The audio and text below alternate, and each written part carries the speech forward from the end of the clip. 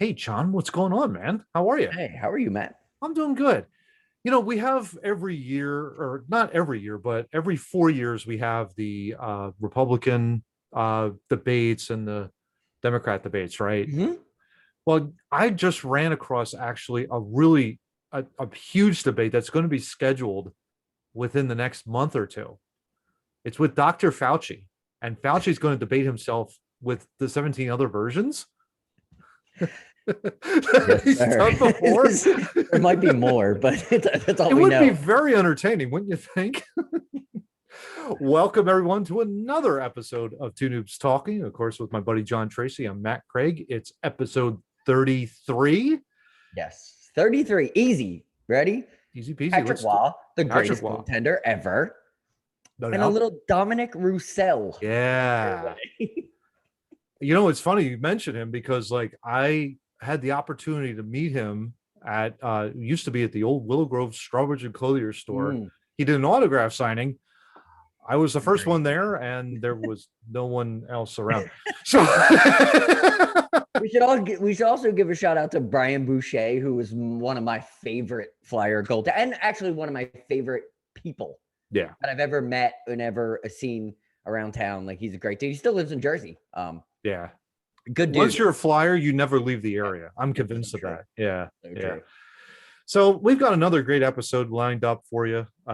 We got everything from a COVID, but not necessarily the bad news that we've been reporting throughout.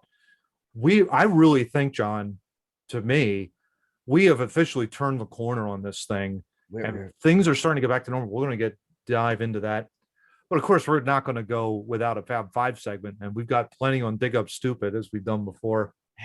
Gretchen's like the post office. I love it.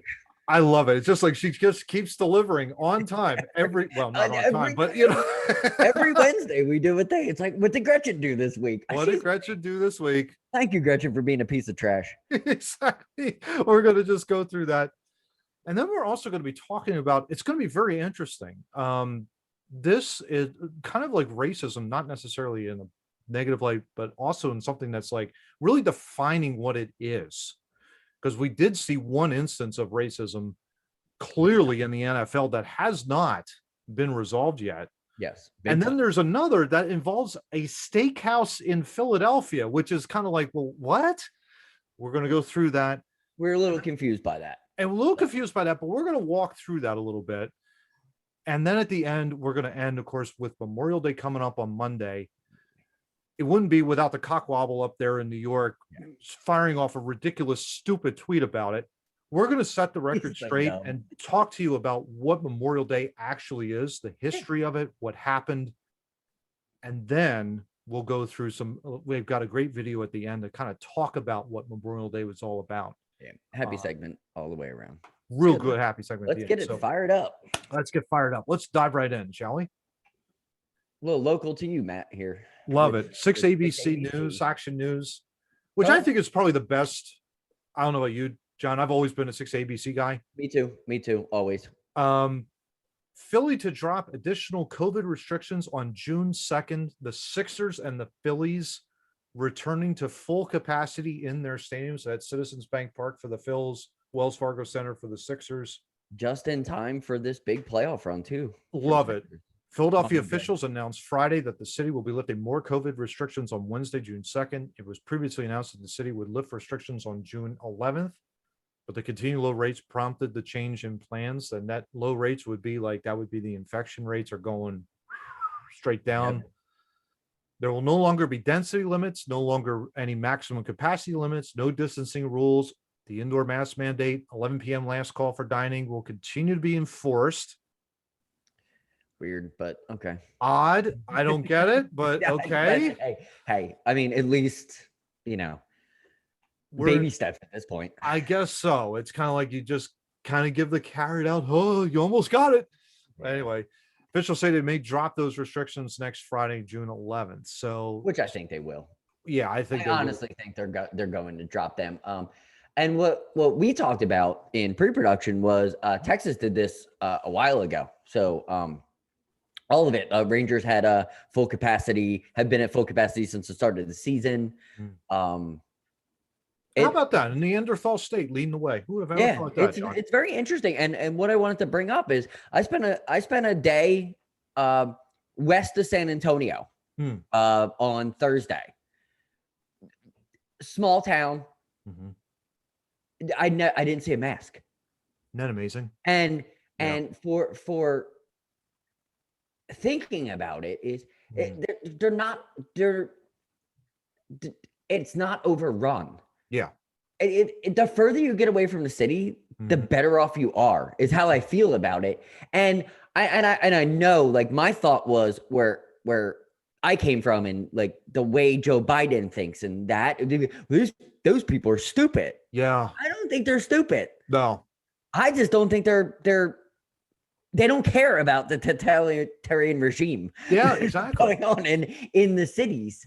Yeah, exactly. I mean, my first thought is, yeah, well, here we go. You know, it's like we had a discussion about, well, these are Neanderthal states. Oh my God, they're going to get everybody sick. The caseloads were dropping like a stone in a river. You know, it's just like it Yeah, wasn't even close. there's not even a They thing. took the lead, They're and they were closing. courageous in taking that lead in that regard. But you know, it's like with Biden, it's kind of like, you know, okay, well, thanks for coming to the party, pal. Really, and thanks for coming to the party, Mr. Kenny. You know, Mayor Kenny. I mean, Exactly. this could have been done like a couple months ago. You know, it's like Mhm. it's nice for you to jump onto the bandwagon now. Yeah, it's very true. And the second thing, I spent a little in Central Texas, a little north of where I live. It was funny. We were working, Mhm. and I got this weird feeling to look around while I was working. Mhm. And it was funny. I was playing Where's Waldo Mm. with the mask because I couldn't find it. No kidding. Of course, eventually, after like the full 360 scan, Yeah. I saw one person. No kidding. You Yeah. know what I mean? And I was like, I Yeah. was blown away by it. It made me smile because, Yeah. like, I understand the virus and I understand the initial panic, but Mhm. I've never understood the continued panic. Yeah. It makes no sense to me. And call me stupid or not, I don't care. Like, I do not understand living your entire life in fear. Yeah, I would agree. I mean, it's like fear, though, is such a palpable and very easy. We're very easy and prone to it. It's like when something happens that's so horrific and horrifying and all that kind of stuff, and you know that this is a disease that ultimately not only makes you sick, but can has the potential to kill you. Absolutely. That can really that drives a lot of people to do irrational and fearful things. You start to see that a little bit too. I was reading a little bit in slate.com. It was like a kind of like an old Dear Abby letter. And it was like I showed that to you like pre-production. Yeah. A woman was writing, it was like, my husband will not take off the mask while he's sleeping, and even while we're even having sex together. And I'm thinking to myself, whoa, Yeah. Well, hey, why are you that pretty fearful with your Yeah. wife that you, I mean, come on, you know, it's You like, live good with the person. grief. What's that? You live with the person. Yeah, you live with that Like, same person. It's like, I mean, I'm entirely too conservative to say this statement, but I'm going to say this statement. When you're having sex, I think the last thing that you should be worried about is contracting diseases. Exactly. Because if you're in that mind frame, Yeah. bro, Something's you're wrong. fucked up. Yeah. Like, You're something that's totally wrong. that is my, like, we've coined this phrase before. That's a special kind of stupid. Special kind of stupid. That's right. Exactly. And yet it's also too, I think, up here in Pennsylvania, John, we haven't fully gotten over the vaccine or the virus yet. Of course, like I go to Wegmans to get the food every single time I go out. Mm-hmm. And I actually made it a point, you know, everybody was wearing the masks still. And I go to their customer service desk and I'm like, just curious, like, where do you stand on, with the CDC lowering its lowering the restrictions and updating its guidelines? Their response back to me was, well, it's recommended, but not required anymore. Yep. And I thought to myself, that's interesting because it's like, I think that would be helpful to broadcast that out in their PA system, but they aren't. In Texas, they did put that they changed the sign from mask required to mask recommended, which is perfectly fine. But you need to be lauded real quick for using your brain and going and asking them, because most people won't do that. Yeah. And Yeah, it was like the sign was clearly like they had a huge placarded sign out front saying like you got to wear a mask in order to be safe and okay, no problem. But asking's way more important because you're going to get a better, because this is what I fear of the human race is they're going to be run by a sign and it's never going to get any better because no one's ever going to ask, because we've been conditioned for so long in this world to just follow the agenda. Yeah. And this agenda is not not good. Not good at all. This is more about control than it is about being sick. No question about that. And on top of that, too, I should also mention this. I went to a new church, as you know, and told you about this in pre-production. And then, of course, just this last Sunday, with the update to the guidelines and everything, the church made a determination and said, hey, look, it's on your conscience. If you want to wear the mask, you're more than welcome to, but we are not. The church body is basically, we're going to just drop the mask. We're returning basically to pre-COVID services. That's 14 months ago. So that was a huge step forward for the church. And I can tell you, just from my perspective, it was great to hold a hymnal again and sing. Not going to lie, but it just goes to show that we're starting to make more and more progress. And very much so. Very much so. In spite of the government and and the science that the media. Oh, the science. Like it's so. The media won't know science if it bit him in the ass. Yeah, and that's the thing. I mean, it's like, and it's something like I remember I think it was a few weeks ago, John. We remember we were going to go over that Swiss Policy Research website that we were going through, which is great. We should throw that in the show notes again. Like we should refresh that a lot. That is such a great. They had a little bit of an update with a mask mandate, and again, they keep coming out. It's like it just doesn't work in terms of reducing the infection rate. Basically, it basically is just like you might as well just. You're just throwing on a mask and it's like, oh, and is it or isn't, but they keep doing research. This is the problem that I fear in the world is science are going to get tired of telling people who listen to the media and not the scientists, and they're going to stop doing the science stuff. That scares the crap out of me. Oh, 100%. Because these people the scientists are amazing in what they do. Yes. They help us live and become better and become smarter because they do this kind of research. That is my biggest fear in life is when people stop listening and get too much into the media. Yeah. I mean, they rely, or the flip side of that, they rely on science so much. And you see that a little bit with the environmentalists. They rely on science so much that they don't have that proper balance. And it's like, well, the science says this. And it's like, no, I can show you this amount of science that says something completely and totally different. But science always, so there's a left and right to science, like everything else. And there shouldn't be. There should not be a left and right science. There should just be a science. Yes. Completed. What happens is logic falls in the middle. That's the center. That's politics. That's science. It's everything. It's fandom. It's everything. The logic is in the middle, and then you get your two extremes. That's kind of the way humans work. But what you're saying with going this way with the science or going this way with the science? My fear is the people in the middle that are running this are going to be like, I don't want to do this anymore. I don't want to help because it's not going anywhere. That kind of reminds me a little bit, recalls me a little of a video that I saw from a scientific community. Like it was a Zoom call and they were like, well, you know what happens whenever science and politics mix? Politics wins out in the end. And I'm thinking to myself, it's called Fauci. Oh, yeah. That's not what we want. We do want to have those facts and figures from the scientific community that's gathering all the data. And I want the smart people, not Fauci.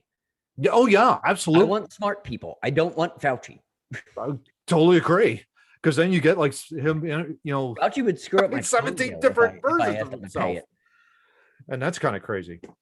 Fauci would overpay my Verizon bill because he'd think it would do better, but then I'd be poor. Like exactly. He's such an idiot. Oh my gosh. Yeah, exactly. Well, let's Shall we Talk go about into people the we Fab can't Five?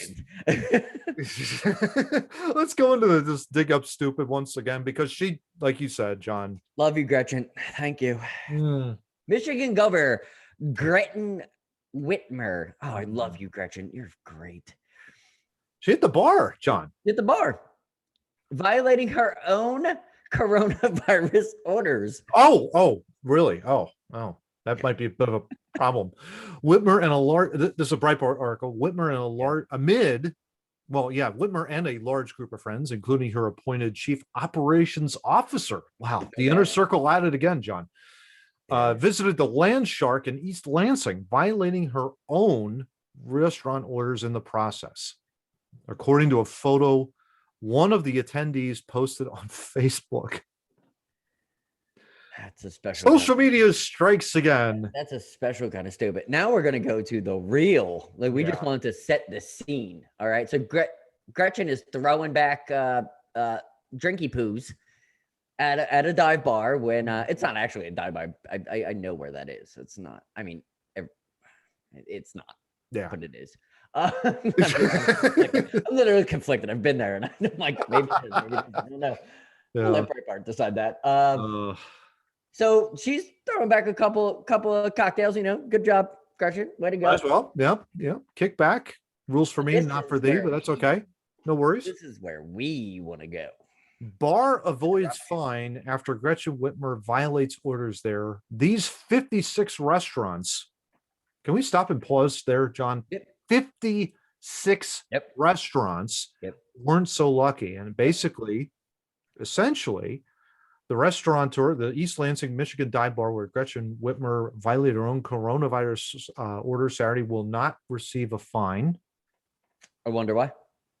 I wonder why indeed. The restaurateur to receive the harshest treatment, though, from Whitmer's administration was Marlena Hackney, the immigrant purveyor of Marlena's Bistro and Pizzeria in Holland, Michigan. Michigan State Police troopers arrested Hackney in March, after which she was transported some 100 miles to Ingham County and jailed for days. She was released only after paying a, now get this, $15,000 fine. And her case is still not over. You can check that article out from Source that. It's a great one. And it has the list of all the fines that she gave out to the 56 and the suspensions of liquor licenses as well. Yeah. It'll if you really want to dive into her corruption, it's definitely in this article, and I urge people. Yeah, this is unbelievable. She ought to resign. She ought to be removed from office. Yeah, or just be arrested. Ought to. I keep going back to what we were talking about with Mayor Lightfoot, with Newsom, with the cockwobble up in New York State. And the nipple ring, we're gonna call him now. I hate Cuomo. I mean, it's just like, and Wolf from last week, it's like the insistence of her breaking her own rules. Why do you continue to break your own rules? You know the virus is not as severe.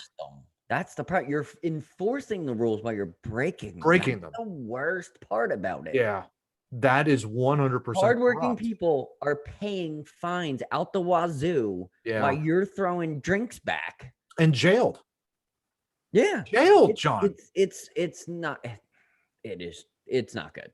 All for serving alcohol in a pizzeria. Yeah, she needs to go away. Almost like, you're holding a, you're a pastor in a church in Canada. You get arrested for having people at your church.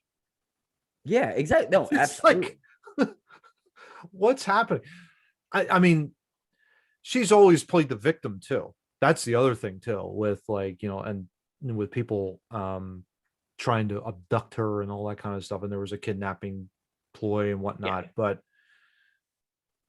if you were a decent leader, I'm not excusing, don't get me wrong, I'm not excusing that plot, but if you were a decent leader and kind of listen to your constituencies, like we talked about last week with Wolf, it might be a little bit of a different story. Yeah, you might find a smart person in there. It might tell you not to do that. Yeah.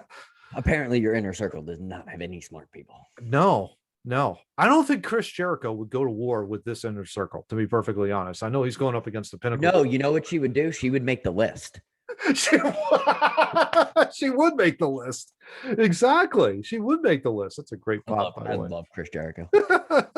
He's like one of my favorite humans. Yeah, just awesome stuff. But we also found this very interesting article. Why don't you go ahead and throw it up there, John? With Gavin Newsom. I'm going to start laughing again. Please understand my satire comedy in which the satire comedy will come. This is coming from the Babylon Bee. I can't. I'm laughing just as hard as I was when you first sent this. Yeah, this is great. You can reopen now. Governor Newsom shouts at row of abandoned, dilapidated buildings in California. Man. Oh my goodness. I have tears in my eyes right now. In a stunning reversal, John, of almost a full year of devastating lockdowns that decimated California businesses, California Governor Gavin Newsom has decided to reverse them all and finally allow businesses to get back to work. Can I read it? Can I read it? He was last seen at a row of abandoned business, telling them it was time to reopen. Gosh darn it. The science, John. The science is telling me. Oh my God. Reopen, John. It was the funniest thing I've seen. The Babylon Bee is great. Yeah. They're great. They make me laugh daily. But this was great. This is beyond. This is professional comedy. This was awesome. George Carlin would be proud. Oh, 100%. That writing skill that article has, please check it out. It'll be in the show notes. I mean, you go through that whole article. The writing is Carlin at his finest. Whomever wrote this article, major props. Thank you. Major props. In this sick world that we live in. I just absolutely love the fact that made you just die with laughter after I sent it to you. That's why I had to make it a screenshot as it was a professional newspaper article. I had to. I couldn't not. Exactly. Yeah, and for those that don't know, for those that are living under a rock, the Babylon Bee is a satire website, and it's a fantastic site. It'll make you crack up like with all kinds of really funny articles, and they have roasted Gavin Newsom over this entire pandemic, and this was just one of many. But in that entire article, the Grand Slam home run. Yeah, exactly. In that entire article, basically Newsom is quote unquote quoted as saying that, "Oh my God, I'm following the science, John. The science is telling me that I should reopen." You know, that idiot was doing when he was doing the other thing. It's just great. Oh my God, that's an award-winning piece. Just awesome stuff. I absolutely love the Babylon Bee. Just go there, check it out. It's really hilarious. They also have a Not the Bee. They have a news site that is good. We use it to source stuff all the time. Like they are not only comics, but they are good. They're a good news agency at the same time. They know how to be in the middle of things. They really do. The organization is a very, very well run. It's good reads, whether it's for comedy or news. Like I'm a huge fan of the Babylon Bee and Not the Bee. I think it's definitely a place if people want real information or good comedy, you should probably go there. Go check that out. Absolutely. And the Not the Bee, actually, I should mention this too. I was mentioning at the top of this podcast with the Slate article that originally was sourced from Not the Bee. They found this this letter that was written in slate.com. And it was like, when I read that, I was like, oh my gosh, it was crazy. It was like, at one point, I'm thinking this has got to be satirical, and it's not even close. Yeah. No, they do good work. They do real good work. Yeah. So check them out. It'll give them a little bit of a shameless plug. Why not? Yeah, but yeah, that just, I loved it because of Newsom. It was just absolutely hilarious. Man, tears, man. I haven't laughed tears in a while. It was great stuff. It was awesome. Absolutely great stuff. So let's transition a little bit, John. You found this article. Quite honestly, this was shocking to me. As you know, you and we call things out around here. Particularly when it's like legit racism. And we're huge Eagles fans, and this is a former coach This is of the from the Philadelphia Eagles, former offensive tackle of the Patriots. yeah Um, one I, of the best oh yeah, offensive most people tackle should know coaches. who Yeah. he is. Like he's very very I don't even I almost said something that was racist by accident. Hmm. He's recognizable not because he played on the Patriots, like during that time is what I meant to say, but it literally doing a racist article, I almost was just accidentally racist. Yeah. Well, Trying to say it in the right way. yeah.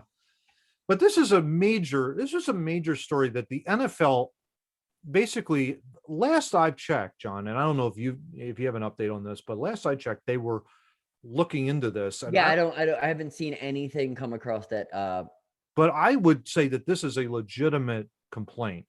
So let me just read this from the Boston Globe. Expatriate Eugene Chung, looking to be an NFL head coach, says he was told, quote, you are not the right minority, end quote. When former Patriots offensive tackle Eugene Chung was pursuing an NFL coaching job this offseason, a comment made by one of his interviewers struck a chord.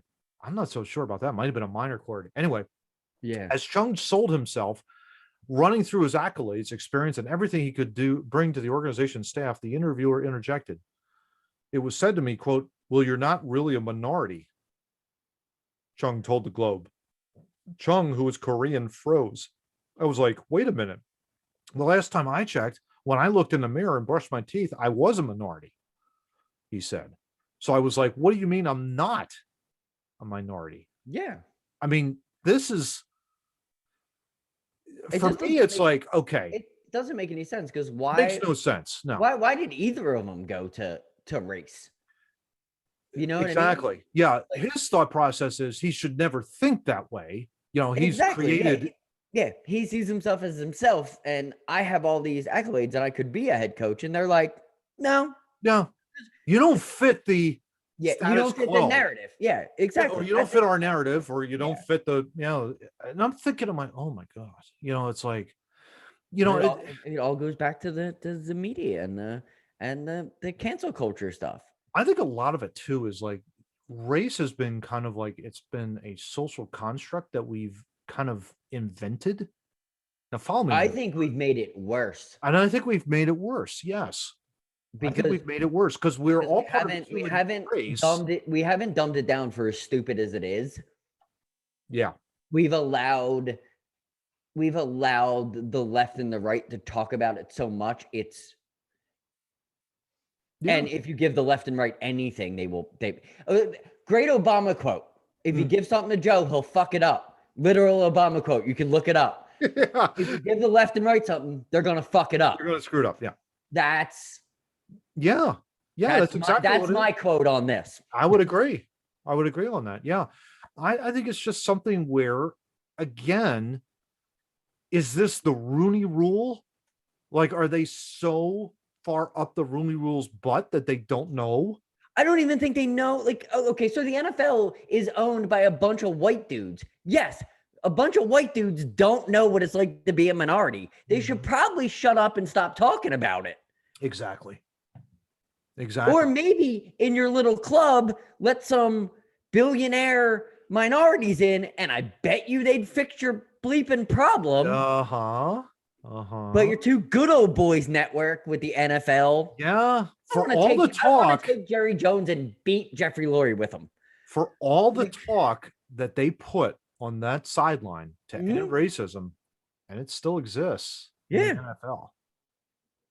I think we need to stop putting that message on the field and actually just fix it. Work behind the scenes. Don't talk about it. Just work behind the scenes. And most importantly, don't brag about the fact, hey, look at how ethnically diverse we are. No. It makes you look foolish when you do that. Makes you look completely foolish. Yes. Just, I'll say this. Okay. I work for a company. Okay. Mm-hmm. We have X amount of this many people, X amount of this many people, X amount of this many people. You know who doesn't know the answer to that question? Anybody that works for the company, because it doesn't mean anything. It only matters for HR. And the problem, and that's where I think HR. I agree. I agree. It's an upper management problem. It's not a lower level management problem, and it's not a worker problem. It's not in the NFL locker room. It's in the NFL executive offices. Mhm. That's where the problem is. Mhm. Mhm. Because when you force something, you don't win. They're trying so hard. They're trying so hard to be diverse. They literally were racist. Yeah. That's a problem. That's a big time problem. You got to get over what your construct of diversity is and understand that it's people are people. Yeah. Exactly. Eugene isn't that difficult to do. Eugene's a coach. He should be treated as a coach. Yeah. He's probably won a couple of Super Bowls, I would think. Playing Most of it. I mean, you're hanging out with Bill Belichick. You might know something. You might know something. And I think he was part of Doug Peterson's staff, if I'm not mistaken, the 2017 championship. So, I mean, the guy knows how to win a championship. It's ingrained in his blood. He might not know, but it's just what I'm saying. Like, but why are we so like? He probably would have had an easier time if they would just been like, "We're not looking for your skill set." Exactly. No, they were like, "You're not black enough for me." That's literally what they said to him. And that's hideous. That's weird. Yeah. That is really. I hope that team comes out because that's. Yeah. No, it's really, really bad. I mean, it makes no sense. It makes no sense. It's exactly what we talked about. It's racism. Like it's poor. That's racism. That 100%. That's what that looks like. I'm not trying to over, sell it or undersell it. It's just dumb. You need to call it out for what it is. Again, it's a sin. It's something that's like you don't concentrate on that so much. And then to say, again, don't say anything. Yeah. I don't want to say don't say anything out loud. Maybe that's not the right phrase. No, because everything should be out loud. Like you said, you got to call it out for what it is. Well, you got to call it out for what it is. And, just it's stupid. It is just the dumbest thing. We kept going back to that. We couldn't come up with like, there's not even a stand because the man will stand on his own. The dude will get a job. You know what I mean? He will 100%. coach of the NFL. But it should never be this point. It's not going to be with that. Never. It should never be a part of like his race or what he looks like or all that kind of stuff. It should be on his credentials. And the fact that he's interviewing and saying, "Hey, look, I can bring this to the party. I could build the organization from within. I've got all these people behind me." It shows the ignorance of that specific NFL team and probably widely the pressure of the NFL. Yeah. Exactly. That the concentration is so much on ending it that they don't know how to get out of. They don't know how to achieve that end goal. I mean, like I just said, like how many? Just you can look it up on the internet. How many owners in the NFL are a minority? Yeah, that would be 0. That's your problem. Or zilch. Yeah. If the NFL would like to fix something, it's probably that because it's an exclusive club. Might be a bit of an issue. Yeah. Anyway, John, let's transition a little bit because then we found this very interesting. Which is, we found a couple articles about it and we were intrigued. So we just wanted to bring the website to you to be like, this is a special kind of stupid. This is really, yeah. Because at the end of the day, this is really dumb. But it is really dumb, and that's like, we don't find it racist. No. We find it really bizarre. Like the people who are in control of writing this, not impressed. Exactly. The people that are outraged, I'm also not impressed because I'm not really sure what you're mad about. Exactly. This is a website for steak48.com. Steak 48 is a really exclusive steakhouse, I believe, just opened in Philadelphia, and they've got other locations all over the place. Yes. They only serve dinner, but there's 2 catches. One is there's a $100 per person food and beverage minimum per person. So again, I want to make that clear. $100 per person food and beverage minimum. but they also have a very interesting dress code. And this is, I'm extremely put off by the $100 minimum, yeah, but wait till you look at the menu and then you won't be put off, because that's one thing. But then the dress code's another thing. This is bizarre. this is really bizarre. This So is this, bizarre. This is like, if you dress like SpongeBob, you can't come in. Like, it's like, it's so weird. it is really I don't weird. even under like. There are certain exceptions that they have. One of them I thought was very interesting here.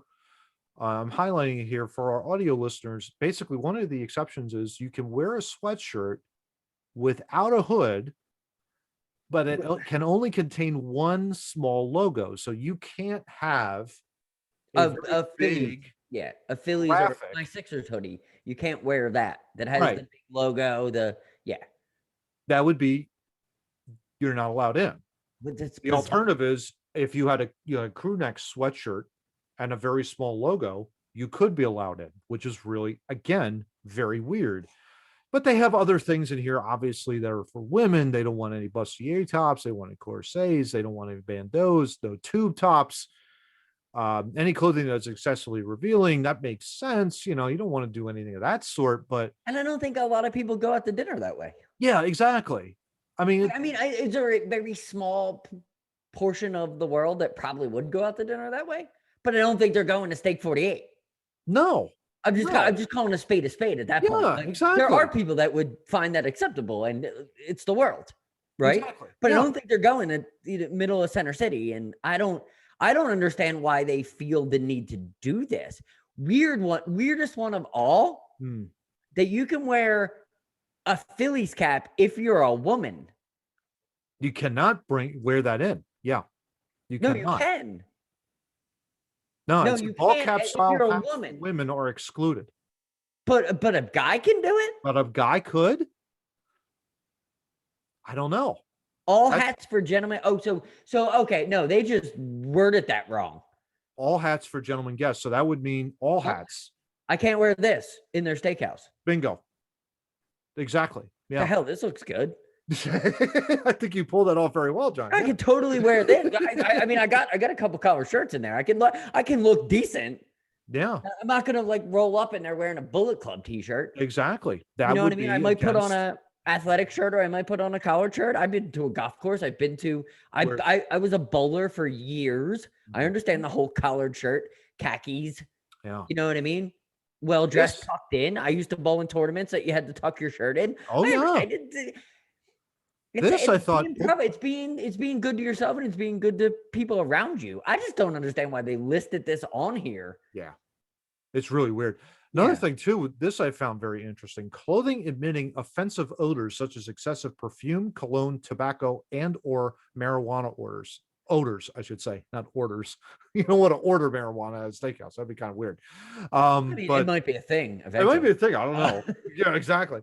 But I mean, I've never been in a restaurant where the smell is so overpowering that really- it like offends me to that point. I've never been Yeah, I think it's just a matter like we went through this and we exposed this more for stupid Mhm. than we did racist, and that Yeah. was I think that's kind of why we wanted to do this, because it makes no sense. Yeah. The funny thing no is you sense look at at their all. Yelp and they're like 4 stars. So they're a 4-star restaurant according to Yelp right now. It's And just they're weird. only open, like I said, they're only open for dinner. I guess we wanted to kind of bring that out because like the charges, well, they're racist. And I don't think they're racist. I think they're dumb. I think they're just dumb. Like, they're just dumb business owners. Like I would not go there just because of the $100 food and Yeah. beverage minimum. It That was is very- ridiculous. It was very much like back in my previous life. We did something. Mhm. We opened a place. Yep. I'm not going to name names or anything, but we opened a place, and there was one theory. Well, opening this place is we were going up against a corporation called Lucky Strikes, which they had a very racist and offensive policy back in the early 2000s. Like it was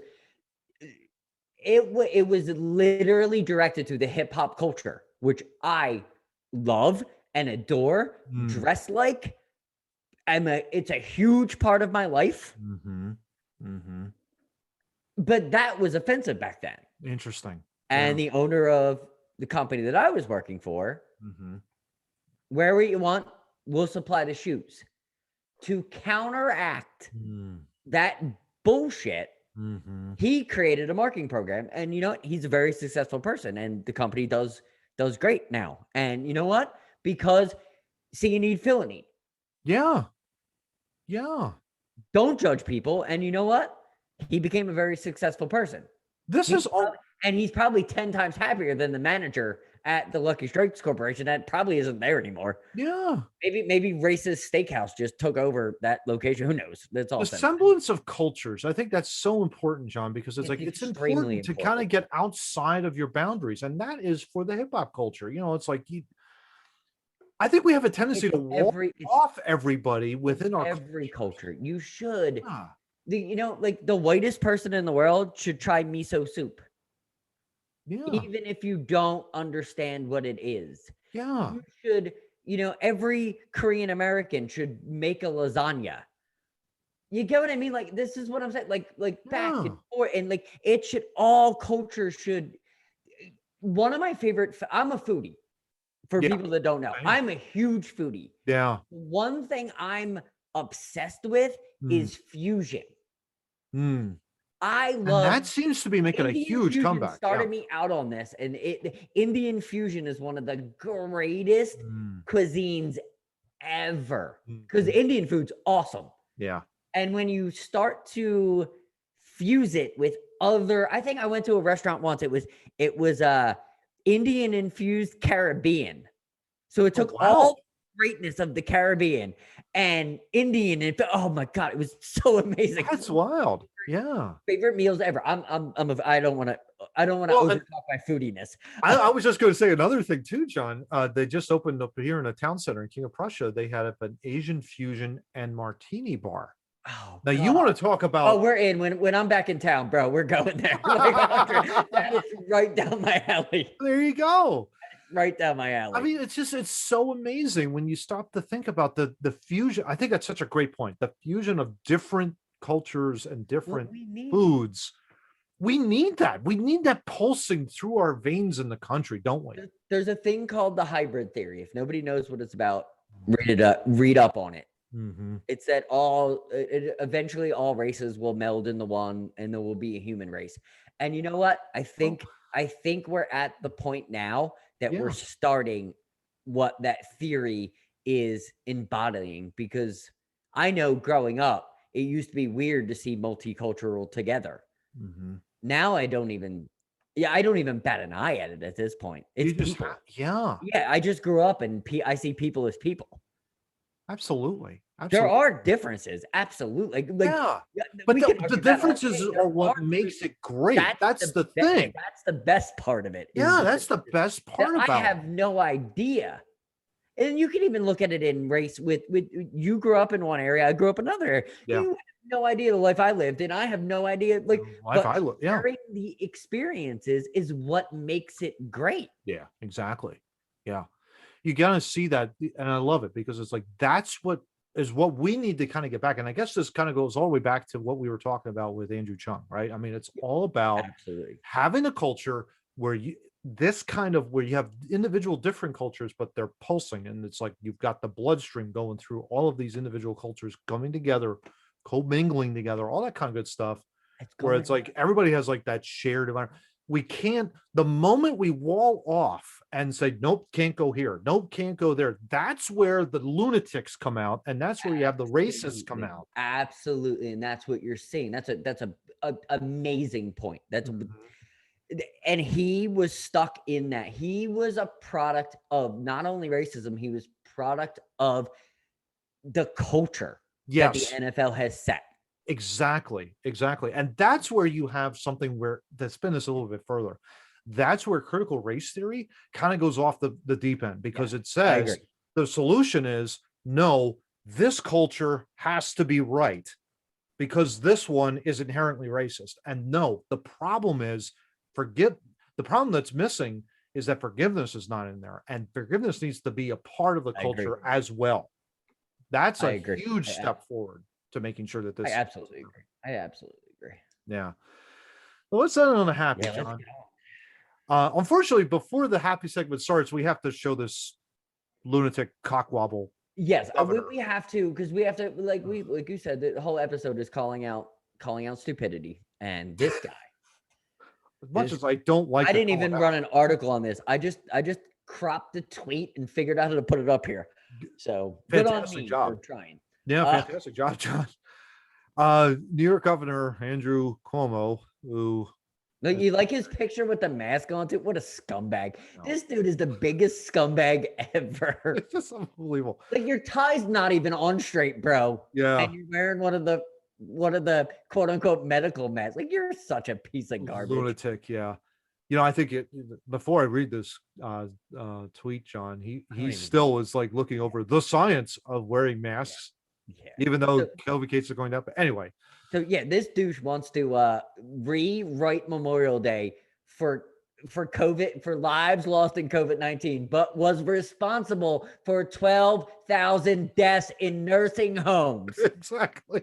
I mean, if I gotta hit people in the head with a hammer with this, he killed a large amount of people. He killed a Madison Square Garden amount of people. Day. John, he killed a Madison Square Garden amount of people. Dude sucks. I mean, pretty. I gotta get it off the screen. We gotta get to good stuff. Get this off the screen. Yeah. So anyway, this is not Memorial Day. That tweet that we had up there has nothing to do with Memorial. Had nothing to do with Memorial Day. So I'd like to set the record straight. Memorial Day, of course, it's honoring the dead of those that have fought for the freedoms that we have in this country, all wars, from the start of the country all the way straight through. Yep. But I found this great clip on YouTube. It's from Boalsburg, Pennsylvania. The 28th Infantry Division has an annual memorial service up there, of which my father, of course, has participated in almost every single year. This last year, of course, being an exception. Captain America, as you rightly have coined him. Thank you. One of my favorite people. So I'm just going to go ahead and play this clip because I think this is such a great clip talking about the history of what happened. What is Memorial Day? So I'm just going to go ahead and just play this. Local historian Robert Hazelton has worked with others in painting a picture of Boalsburg during the Civil War, where it was an uncertain era. And the threat of the war being so close, it was in Chambersburg, they burned Chambersburg, it was in Gettysburg, so these people didn't know what was going to happen in Boalsburg. This statue of three ladies depicts Boalsburg's claim to being the birthplace of Memorial Day. In 1864, Emma Hunter, Elizabeth Myers, and Sophie Keller gather in the town cemetery to place flowers on the graves of loved ones and other veterans. Of the three women, one had lost a son and the other had lost her father, and it makes sense. The families knew each other, and it makes sense that they might show up and decorate the graves together. In the statue, it's the grave of Dr. Reuben Hunter that's depicted. Hunter's family had ties to the town's well-known tavern. Reuben and his family lived across the street in that house that's on the corner. Duffy's? Yeah, across from Duffy's. The three ladies with a single mission and different backgrounds. We think Elizabeth Myers' family was really scraping by. They ended up, they had a farm they bought in 1855 west of Boalsburg. The other two ladies lived here in town, and they were more well-to-do. Their trek to the cemetery became an annual event in Boalsburg, documented by another man in a diary he began a few years later. He started it, I think, in 68, maybe, 1868. But he kept track of the attendance, the weather, who the speaker was, and he did that for years and years. So it was a tradition back then. Which documents Boalsburg's claim to the earliest Memorial Day in the country. The Three Ladies statue, also thought to be one of the few in the nation dedicated to civilian women and the contribution they provided during wartime. So huge, John. Yeah. Yeah. To everybody for Memorial Day, anybody that passed away in war or even in service. It's just a time to reflect, and that's awesome that you know Yeah. right in our home state. You know Yeah. what I mean? Right in the middle of the we state. did, we and did good. We did good. Like, We did have pretty pride. good. We have pride for being in And the Pennsylvania. fact I love it because it's three women that are going to a memorial. Basically, they created their own memorial service essentially, and you go there and it's like, it is surreal, John. It is really right in the middle of Center County, and it's kind of just surrounded by the hills of Pennsylvania. I've been there, of course, a few Which times. are beautiful, by the way. Yeah, it's just fantastic. Nobody ever been to Central Pennsylvania. It's beautiful. Fantastic. And so it's just, it's an amazing, and you see it like it's all spread out, of course, and they've got like the 28th Division is there, and they've honored their dead basically for ever since, really, ever since after the Civil War, I believe. I have to check with the general on that one, but he's been there. Dad has been there every single year, with the couple of exceptions of, you know, being the COVID the COVID pandemic and other events, but he's spoken there. Governors have spoken there. It's an amazing town, and it's hidden in the hills of Pennsylvania. You wouldn't know it was there. But that is where it started. That's where it's officially called Decoration Day, because that's exactly what those three women did. They decorated with flowers their war dead. Yes, absolutely. Yeah. I mean, it's tremendous. It's a great thing. You're right. The only thing I can stress to that entire point is just everybody who has, you know, lost a loved one, who has served. You know, our heart goes out to everybody. We love you. Yeah. Yes, we love you just because you served. You could serve for 3 seconds and you got our love. Absolutely. Yeah, absolutely. So that being said, John, wanted to wish you and of course your family, Amber, Maya, happy Memorial Day, brother. And Yeah, and your family. Thank you. Yeah, I'll be flipping hamburgers on Monday. Looking forward to that. Looking forward to hearing about it. Oh yeah, exactly. So with that wraps up episode 33 of Two Noobs Talking. John, shall we do our shameless plugs? Let's do it. The little Reese Hoskins hit it out of the ballpark. Let's hit it out of the ballpark, baby. Let's hit it out of the ballpark. Okay, we'll start with socials, which I said, by the way, just as a blooper. Double check 32. I said social. I said audio and did socials. It's social. I'm gonna call myself out for that. Yeah, like what's going on there? I want to fix it. Like I wasn't even gonna cut it. I was just like, I'm gonna leave it there. It's an Easter egg. Love it. So socials, we are on Facebook. Not really, because I hate Facebook. We are on mostly TikTok because I spend most of my time on TikTok. Nice. Clapper and Instagram. And that, of course, forwards us over to our YouTube channel, which you can, of course, subscribe. We love for you to subscribe to our channel and, of course, like and share our videos to get the word out. And, of course, then we'll pass it over to the audio side, John. The audio, we are fully run by Podbean, which isn't on the screen, but we are fully run by them. Apple gets the most, Google Podcasts, Google Chrome, some things I can't even pronounce. A couple of them, we got a couple of looks in there. Yeah. It's Two Noobs Talking. I don't even remember. 215-512. There you go. Exactly. And of course, our show notes, which I've got right here, right there. And that is not as hefty as a couple of weeks ago, but it was not. No, yeah, but definitely good size stuff. TwoNoobsTalking.wordpress.com to check out our show notes. We've got the links in the articles as well for you to check out. Of course, if you also enter in your email address and hit the enter button, bam-o, those show notes arrive in your inbox the very next day. So, John, that kind of just wraps up Two Noobs Talking episode 33. Throw that in the can. We used to call it Kobe. Now it's JoJo. Now it's JoJo. Go Sixers. Matt, don't go down the rabbit hole. I'll try not to. Talk to you all next week. Take care.